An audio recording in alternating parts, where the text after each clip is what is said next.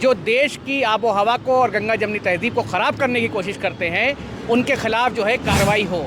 नहीं, police FIR दर्ज करे ना करे, हम इसके लिए कोर्ट के थ्रू एफआईआर लॉन्च कराएंगे इसके, अगर पुलिस नहीं एक्शन लेगी। इसके बाद भी मांग नहीं सुनी जाती है तो फिर हम कोर्ट में भी जाके एफआईआर करवा के इसको गिरफ्तार करवाने की कोशिश करेंगे। अरे आपको बोलने की आज़ादी तो इसी संविधान ने दी है।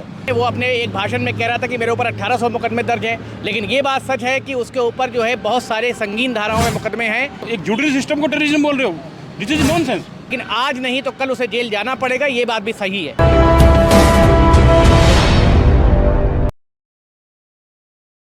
देखिए, सुरेश चौहान के लगातार धार्मिक भावनाओं को भड़काकर देश का माहौल ख़राब करने की कोशिश कर रहा है, लेकिन इस देश के जागरूक नागरिक ये बात समझते हैं और जिस तरीके की बयानबाजी वो लगातार कर रहा है, जिसमें वो जुडिशरी को जुडिशियल टेररिज्म बता रहा है, वकीलों को और जजों को अपनी औकात में रहने की बात बता रहा है, और उसका एक वीडियो अभी दिल्ली में आया, उसके ख़िलाफ़ आज हम साइबर सेल में हमने कंप्लेन दी है। और हम ये चाहते हैं कि सरकार और पुलिस ऐसे लोगों पर जो देश की आबो हवा को और गंगा जमनी तहजीब को ख़राब करने की कोशिश करते हैं, उनके खिलाफ जो है कार्रवाई हो। आज हमारे साथ सूरज भाई, नितिन सिन्हा जी हमारे लीगल हेड, को कन्वीनर हमारे जितेंद्र बघेल जी, हमारे को कन्वीनर प्रशांत कनौजिया जी, शिराज वली नोमानी जी हमारे जनरल सेक्रेटरी, ये सारे लोग यहाँ इकट्ठा हुए हैं। और इस बात के लिए हमने दम भरा है, हमने पुलिस से ये कहा है कि ऐसे लोगों को और ऐसे यूट्यूब चैनल्स को जो कि भड़का रहे हैं लोगों को और एक दूसरे के बीच एनिमिटी पैदा करने की कोशिश कर रहे हैं दो कम्युनिटीज़ के बीच, ये हेट क्राइम को बंद करने के लिए पुलिस कार्रवाई करे। और अगर कार्रवाई नहीं होती है इस स्तर पर तो हम डीसीपी और एसीपी और बड़े पुलिस अधिकारियों के स्तर पर फिर इस मांग को लेके जाएंगे। और इसके बाद भी मांग नहीं सुनी जाती है तो फिर हम कोर्ट में भी जाके एफआईआर करवा के इसको गिरफ्तार करवाने की कोशिश करेंगे। और एक ना एक दिन कोर्ट हमारी सुनेगी और ये गिरफ्तार होगा, इस बात का मुझे पूरा यकीन है इस भारत के संविधान पर। तो उससे ज़्यादा मुकदमे दर्ज हैं उस आदमी पर। देखिए, मुकदमे कितने दर्ज हैं कितने नहीं दर्ज हैं, वो अपने एक भाषण में कह रहा था कि मेरे ऊपर 1800 मुकदमे दर्ज हैं, लेकिन ये बात सच है कि उसके ऊपर जो है बहुत सारे संगीन धाराओं में मुकदमे हैं। लेकिन आज नहीं तो कल उसे जेल जाना पड़ेगा, ये बात भी सही है, क्योंकि संविधान किसी को नहीं छोड़ता है, संविधान सबको पकड़ता है। और आज हमने इस अभियान की शुरुआत कर दी है।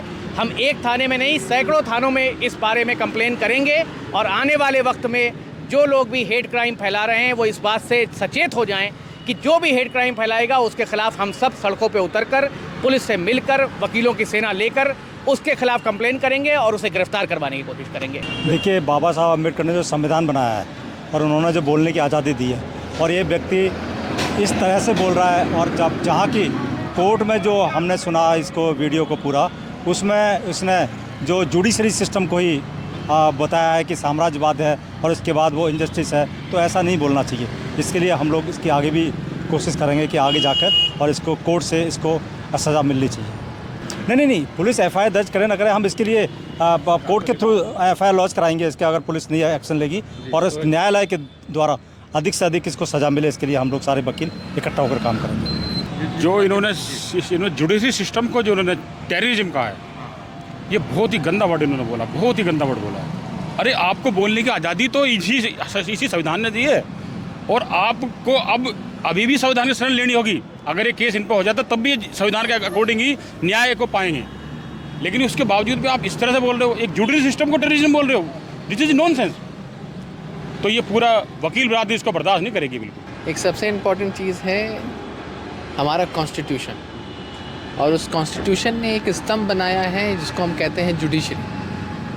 जुडिशरी एक ऐसी चीज़ है जो हमारे यहाँ लॉ एंड ऑर्डर को मेंटेन करवाने के लिए अलग अलग समय पे रेगुलेशंस, रूल्स, गाइडलाइंस बनाते रहते हैं। अगर आप जुडिशरी को ही ब्लेम करेंगे कि वो कुछ नहीं कर रही है, इसका मतलब आप कॉन्स्टिट्यूशन पे विश्वास ही नहीं रखते, आप अपना कॉन्स्टिट्यूशन बनाना चाहते हैं। अगर आप इस तरह से जाएंगे तो हम कानून का मदद लेकर अपने तरीके से। देखिए, आसाराम बापू एक ज़माने में बहुत बड़ी चुनौती थे, सिस्टम उनके पैरों में लौटता था, लेकिन जब न्याय का डंडा चला तो आज सालों हो गए जेल में बंद हैं, ज़मानत नहीं ले पा रहे हैं, उनका बेटा भी जेल में बंद है।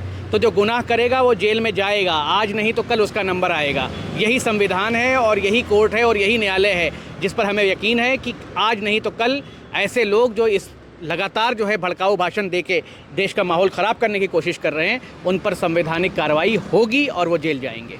सुरेश चाणक्य की एक फोटो है, उसमें मोदी जी ने उनके कंधे पर हाथ रखा हुआ है। क्या ये पल वहीं से मिल रहा है उनको? देखिए, मोदी जी ने तो आसाराम बापू के कंधे पे भी हाथ रखा था, लेकिन वो जेल चले गए। तो ऐसा नहीं है कि जिसके कंधे पे कोई आदमी हाथ रख दे वो तब तक हाथ रखता है जब तक उसके मामले एक्सपोज नहीं होते हैं। जिस दिन वो खुल के नंगा हो जाता है, सारे हाथ रखने वाले भाग जाते हैं। आपको लग रहा है कि कार्रवाई होगी? बिल्कुल, आज नहीं तो कल कार्रवाई होगी। हम इस पर कार्रवाई करा के रहेंगे। कहाँ जेल भिजवा देंगे?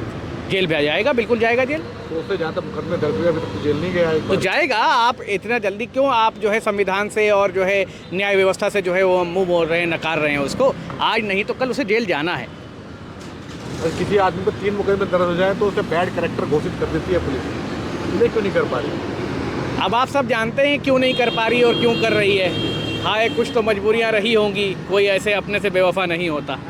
तो वक्त आएगा वो जेल जाएगा। तो आज लड़ाई अंजाम तक लड़ेंगे? बिल्कुल बिल्कुल अंजाम तक लड़ी जाएगी। हर लड़ाई अंजाम तक लड़ी जाएगी।